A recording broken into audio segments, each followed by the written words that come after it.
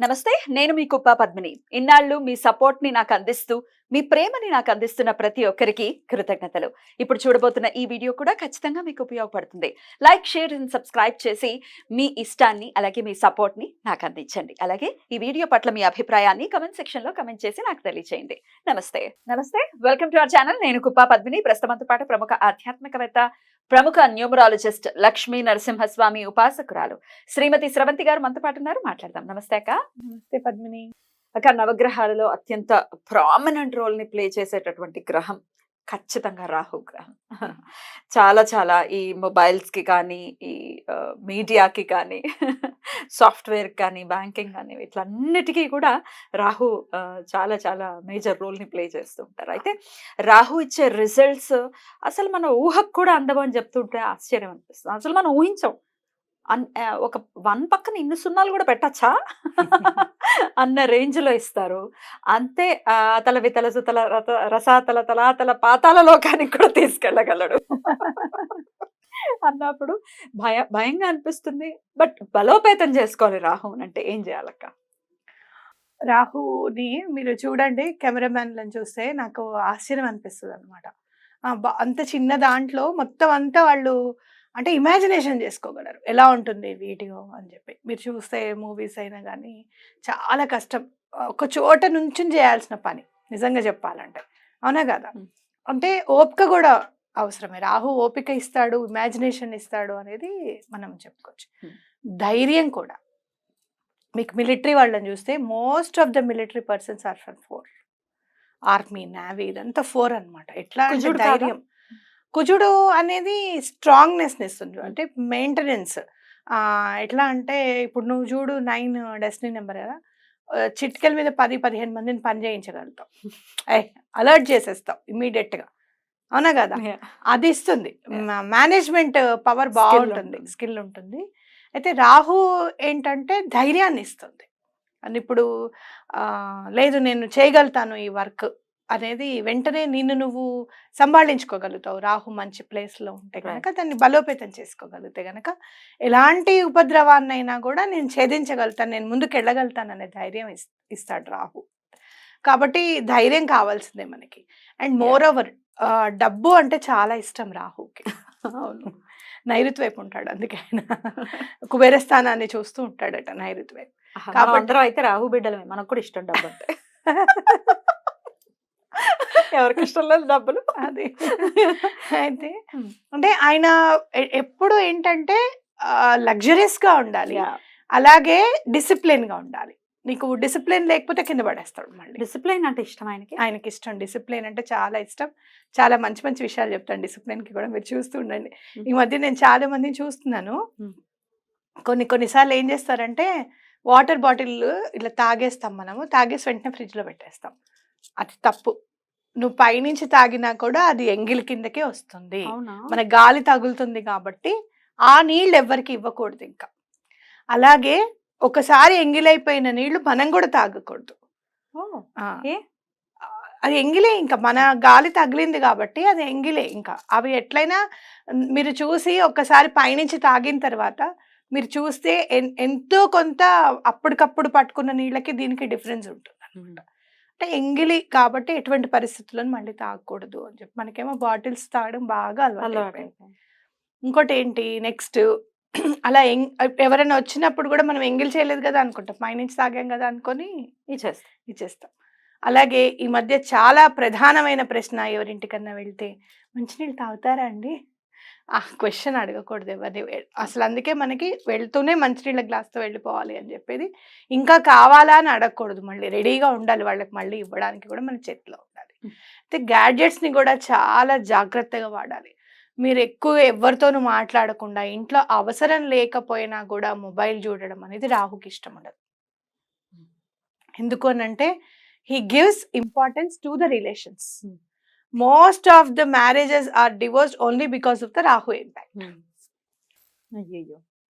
Okay, అంటే ఏంటి, communication లేకపోవడం బట్టే కదా, వాళ్ళకి మాట సఖ్యత లేకపోవడం బట్టే కదా విడిపోతున్నారు. రాహు అనేసరికి ఏమనుకుంటాం మనము, మళ్ళీ పితృదోషం ఉందో లేకపోతే సర్పదోషం ఉందో అనేది అనుకుంటాం. కాబట్టి మనము ఎప్పుడు కూడా ఏమని ఆలోచించాలి అని అంటే, అసలు మాట అనేది ఎలా పెరుగుతుంది? మన చేతిలో మొబైల్ లేనప్పుడు మనం టీవీ చూడకుండా అసలు మాట్లాడడానికి ప్రయత్నించినప్పుడే పెరుగుతుంది. అందుకనే ఆయనకి ఇష్టం ఉండదనమాట ఊరికే మొబైల్ చూడడం. ఇదే మొబైల్‌ని బాత్రూమ్‌లో వాడడం కూడా ఇష్టం ఉండదు ఆయనకి. అవునా? చాలా మంది చేసే తప్పు ఈ మధ్య కాలంలో. అవునా? ఇదివరకేమో పేపర్ తీసుకెళ్ళేవారు. ఇప్పుడు మొబైలే తీసుకొని వెళ్ళిపోతున్నారు. పేపర్‌ని తీసుకెళ్తే? పేపర్ ప్రింటింగ్ టెక్నాలజీ గదా! ఆ హ్మ్. టెక్నాలజీతోనే గదా మనం ప్రింట్ చేసేది పేపర్. అది కూడా అది రాహుకి గూడా సంబంధించింది. రాహుకి సంబంధించింది. ఎటువంటి పరిస్థితుల్లోనూ ఆయనకి ఇష్టం ఉండదు. మన వాష్‌రూమ్స్ కూడా ఎల్లప్పుడూ నీట్‌గా ఉండాలి. అలా అయితేనే రాహు బలోపేతం అవుతాడు. ఇంకోటి ఏంటి అనంటే బ్లూ కలర్ ఎవరికైనా రాహు బాలేడమ్మా మీ దాంట్లో అని ఎవరైనా చెప్తే గనక ఎక్కువగా బ్లూ కలర్ బట్టలు వేసుకోకుండా ఉండడం మంచిదన్నమాట. అలా అంటే ఈ బ్లూనాకా? ఏ బ్లూ? ఏ blue light blues, dark blues ఏవైనా కూడా హ్మ్. ఎక్కువగా వాడకుండా. ఒకవేళ వాడాల్సొస్తే మంగళవారం నాడు వాడకుండా. మంగళవారం మనం రాహుకు అనుకుంటాం గదా! మంగళవారం నాడు వాడకుండా మంచిది. అలాగే అమ్మవారిని పూజిస్తే, అందులో దుర్గా అమ్మవారిని, సరస్వతి అమ్మవారిని పూజిస్తే చాలా ఇష్టం రాహుకనమాట. సో, బాత్రూమ్స్‌లోకి ఎట్టి పరిస్థితుల్లో ఫోన్‌లు తీసుకెళ్ళి బాత్రూమ్‌లో కూర్చోవడాలు చేయొద్దు. చేయొద్దు. I don't know what to say now.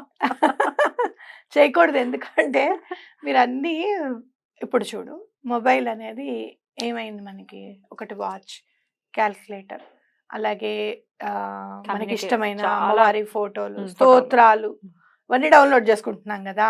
అవునా? హ్మ్. ఇంకా ఫోన్ పేలు, గూగుల్ పేలు ఇవన్నీ ఉన్నాయి గదా! మరి బ్యాంకే ఉంది గదా! రైట్.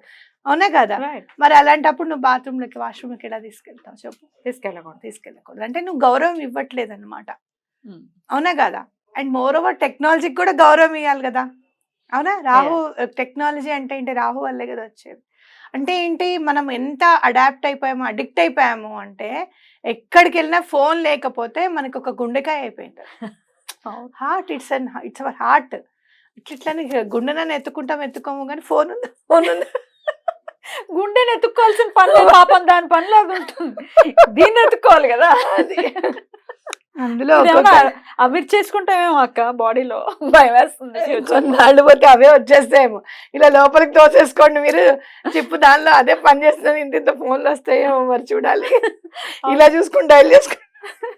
వీడియో కాల్స్ ఒస్తాయి. ఇంకొక ఆ! 20 ఏళ్లలో అంటే నవ్వుకున్నాం. అంటే మనిషి ఎక్కడో ఉన్న మనిషి కనపడతాడు అనంటే, ఛే! అట్లెట్లా జరుగుతుందని. ఇగో జరిగింది. ఆ! ఫస్ట్ మా చిన్న పాప పెద్దమ్మాయి పుట్టినప్పుడు ఒకళ్ళు చూయించారు నాకు. హ్మ్. వాళ్ళు ఏమని? పెద్ద హోటల్‌లో టేస్ట్ చేసారు. షెఫ్ చేసేసిన తర్వాత హోటల్ మేనేజ్‌మెంట్ చదివాడతను. టేస్ట్ చేసి బావుంది అనంటే అది పంపించాలనమాట తినేవాళ్ళకి కస్టమర్స్‌కి.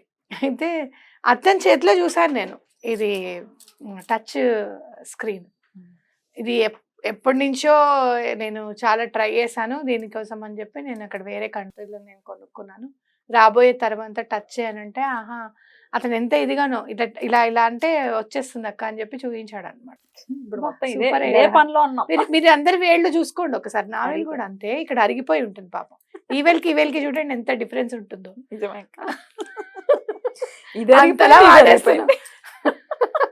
అంతలా వాడేస్తున్నామనమాట. రైట్. రైట్. కాబట్టి రాహు ఏమన్నా మీకు గనక ఇలాంటివన్నీ మీరు చేసుకుంటే గనక జీవన విధానంలో మార్పు తెచ్చుకోవడం అనేది డిసిప్లిన్‌గా ఉండడం అనేది చాలా మంచిది. హ్మ్. అలాగే రాహు బాలేడు, మాలిఫిక్‌గా ఉన్నాడండి, బాలేదు, మీ పాపకి బాలేదు, మీ అబ్బాయికి బాలేదు అని చెప్తే గనక 7 కొబ్బరి కాయలుంటాయి గదా! 7 తీసుకోండి. 7 తీసుకొని ఆ 7 చక్కగా ఒకదాని తర్వాత ఒకటా? ఒకదాని తర్వాత ఒకటి దిష్టి. దిష్టి తీసేసేసి అది పారే నీటిలో వేయాలి. పారే నీటిలో అంటే మురికి నీటిలో వేయకూడదు మళ్ళీ. హ్మ్. పారే నీరు ఎక్కడుంటే జీవనది. అక్కడికెళ్ళాలి. జీవనదిలో దగ్గరికి వెళ్లి వెయ్యాలి. అలా మాకు కుదరదండి అన్నప్పుడు కుదుర్చుకొని వెళ్ళండి. కుదిరినప్పుడే తీయండి. హ్మ్. ఇది మాత్రం దీనికి వేరే ఇంకో రెమెడీ లేదు. ఇంకో ఆప్షన్ లేదు. రైట్. మా టబ్‌లో నీళ్లు పోసేసుకొని కొబ్బరికాయలు ఏసామంట అంటే అది కుదరదు. కుదిరితే నేనే చెప్తాను. షార్ట్ కట్స్ రాహుకి నచ్చవని గూడా వింటూ ఉంటాం. షార్ట్ కట్స్ నచ్చదాయనకి. హ్మ్. ఇంకోటి ఏంటి అనంటే కాఫీ పౌడర్. ఆ! కాఫీ పౌడర్ కొంచెం స్నానం చేసే దాంట్లో కాఫీ పౌడర్ కలుపుకొని స్నానం చేయండి. కాఫీకి కూడా ఆయనేనా? హి హ్మ్. Signifies coffee. టేస్ట్‌కి హ్మ్. రాహు ఇంపాక్ట్ చాలా ఉంటుందన్నమాట. రైట్. సో, కాఫీ చూడు నువ్వు చాలా తలనొప్పిగా ఉనంటే ఆ అరోమా ఒకసారి చూస్తే చాలు కరెక్ట్ టైంకి తాగకపోతే తలనొప్పి వచ్చే వాళ్ళని చూసాను నేను. తలనొప్పి తగ్గిన వాళ్ళని చూసాను. అబ్బా! కాఫీ తాగుదాము అని అనుకుంటే చాలు కొంచెం రిలాక్సేషన్ వచ్చేస్తుంది. సో, కాఫీ పౌడర్ కూడా రెమెడీ చెప్పబడింది హ్మ్. ఖచ్చితంగా. హ్మ్. ఇవి రేపు ఇక టీ కూడా పెట్టుకోమంటారు బాత్రూమ్‌లో అంటే నేనేం చేయలేను గానీ కాఫీ పౌడర్ మాత్రం కొద్దిగా వేసుకొని స్నానం చేయండి. Coffee is also from nature గదా! మీకు నేను చెప్తాను. కాఫీ పౌడర్ అసలు ఎందుకంత శక్తివంతమైనది అనేది మనం ఇంకో ఎపిసోడ్‌లో షూర్. మాట్లాడుకుందాం. షూర్. అలాగే కాఫీ పౌడర్‌తో ఏం చేయొచ్చు? కాఫీ హ్మ్. కాకుండా ఇంకేం చేయొచ్చు కూడా అవును. మాట్లాడుకుందాం. కాఫీ కాకుండా ఇంకేం జేయొచ్చు. Increases your money. ఎట్లా అవుతుంది? అది స్కిన్‌కి ఎట్లా పనిచేస్తది? ఎందుకు పనిచేస్తుంది? అసలు మనీ విషయంలో కాఫీ పౌడర్ ఏం పని చేస్తుంది? ఇవన్నీ గూడా మనం మాట్లాడుకుందాం. షూర్. కాఫీ హ్మ్. డెఫినిట్‌గా ఆలోచనల్ని డెఫినిట్‌గా పెంచుతుంది. మనం కాఫీ మీరిందాకన్నట్టుగా డెఫినిట్‌గా రిలాక్సేషన్ ఇస్తుంది. దెబ్బకి మైండ్ పని చేయడం మొదలుపెడుతుంది. ఒక కాఫీ హ్మ్. తాగితే మైండ్ అంతా రిఫ్రెష్ అయిపోతుంది. ఎందుకవుతుంది అనంటే అవుతుంది మరి. నేచర్ అది. నేచర్. ఇప్పుడు మీరు చూడండి లెమన్ గ్రాస్ ఉంటుంది. లెమన్ గ్రాస్ ఎలాంటి వాసన ఇస్తుంది అనంటే అసలు మీరు ముట్టుకుంటే నిమ్మకాయని ముట్టుకున్నారా? గ్రాస్‌ని ముట్టుకున్నారో చెప్పలేం మనం. ఓహ్! అవునా? ఆ! పుల్లగా వస్తుందా? వాసన సేమ్ నిమ్మ పండుని పట్టుకొని కొంచెం సేపు ఇలా స్క్వీజ్ ఇలా అన్న చేసి. తర్వాత నిమ్మకాయతో ఏదైనా పని చేసిన తర్వాత లెమన్ గ్రాస్ వాసన ఎడం చేత్తో చూడండి. 2 ఒకలానే ఉంటాయి. వావ్! ఆ లెమన్ గ్రాస్ మీకు ఆహ్, ఈ అదేంటి పర్ఫ్యూమ్స్‌లో వాడతారు. ఈ మంచి మంచి స్మెల్లీస్‌లో వాడతారు లెమన్ గ్రాస్. చాలా కాస్ట్‌లీ. అది ఇంత పంటని వేస్తారు, సేల్ చేసేస్తారనమాట. నైస్. అట్లా. నైస్. బ్యూటిఫుల్ అక్క. కాఫీ పౌడర్ గురించి ఇంకొక వీడియోలో కొంచెం తప్పకుండా. ఎలాబొరేటివ్‌గా మాట్లాడుకుందాం. డెఫినిట్‌గా రాహు యొక్క ఆయన బలోపేతమే అవ్వాలి డెఫినిట్‌గా. ఎందుకంటే చాలా పవర్‌ఫుల్ ప్లానెట్ కాబట్టి డెఫినిట్‌గా ఆయన మన మన మీద కృప చూపించాలి ఖచ్చితంగా. అందున లేకపోతే అప్పులు బాగా అవుతాయనంట. రాహు బాలేకపోతే కూడా అప్పులవుతాయి అనంట. అంటే ఈ ప్రతి గ్రహానికి ఆల్మోస్ట్ ఒకటే క్వాలిటీస్ ఉండి, ఒక్కొక్కటి వేరే వేరే డిఫరెంట్ డిఫరెంట్ క్వాలిటీస్ ఉండుండొచ్చు. అయితే ప్రతి గ్రహానికి కూడా రెమెడీస్ కూడా ఇచ్చాడు భగవంతుడు. అప్పుడు అది బాలేదు. పూర్వజన్మ పాపం అనుకుందాం. అప్పుడు నువ్వు అలా చేసావు కదా! ఇప్పుడు ఈ రెమెడీ చేసి ఇలా ఉండు. ఈ జన్మలోనే నువ్వు బాగుపడతావు అని చెప్పి భగవంతుడు, ప్రకృతి మనకిచ్చిన వరం.